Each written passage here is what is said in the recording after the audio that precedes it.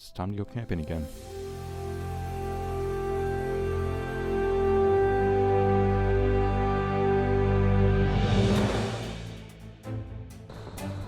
Alright, so now not only do I get to walk with this orange bag, I get to walk with this raft all the way back to where I started. But you might be wondering, how am I going to get to the island? Because last time I stole a kayak.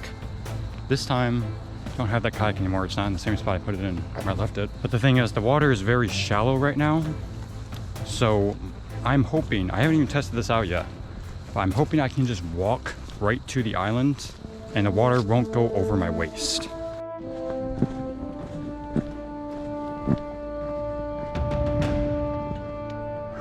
Okay. A little cold, but you know what? We're fine. Everything's fine.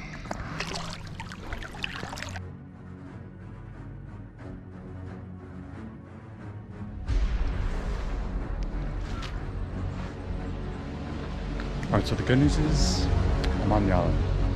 Bad news is the last time I did this, I was in a more like private spot. This is right next to a public park, and I think there's like a wedding going on right up there. So I want to stay on this side. I know this isn't like a great spot, but I think I might set up camp right here. So get this, I risked bringing this super expensive camera in hopes that I get some cool cinematic shots, but I realized I never brought the memory card. So this was just unnecessary waste of space, weight, and stress. Okay, so I think I am gonna have to stay here for now because there are still so many people. There's actually people like in the woods right now, which is so weird. I found this weird mostly because these woods are usually pretty empty and I thought it had something to do with me. But after a while, I just tried to forget about it and enjoy the beauty of the island. This is something I missed out last time when I did this because last time I went, it was super dark out and everything kind of just felt like super sketchy and weird. But since this time I got here before magic hour, everything just felt incredible.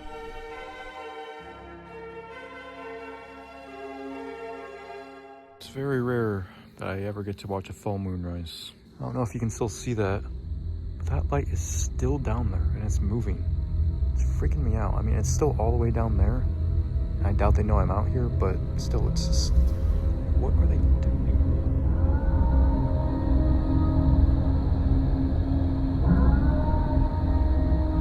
Yeah, that's not a terrifying sound to wake up to. After a couple hours of distant stadium sounds and that light still being down there was also a car that had its brights on not too far from the island, and the car just was sitting there almost as long as that light was there until finally... You all hear that? And that is the sound of pure nature. First off, you didn't notice, that light down there is gone. And also, that car finally left. It's gone.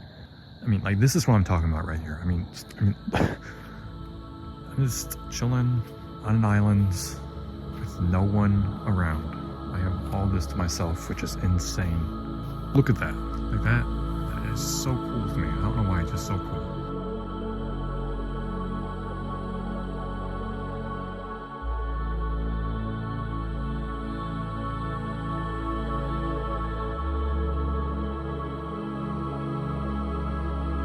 When the morning came around, I finally started to explore the island.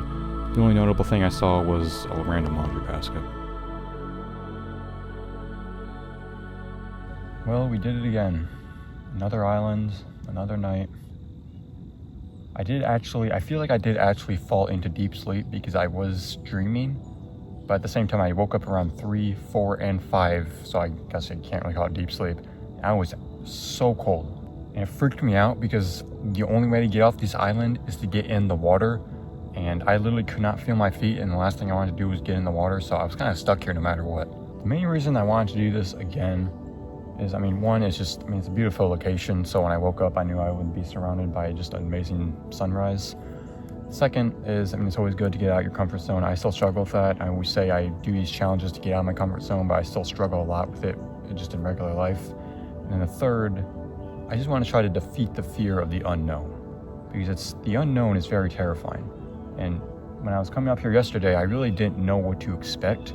I knew the basics, that I'd be sleeping on the island, but I really didn't know how the video would play out, and I really didn't even know if it was safe to even sleep here in the first place.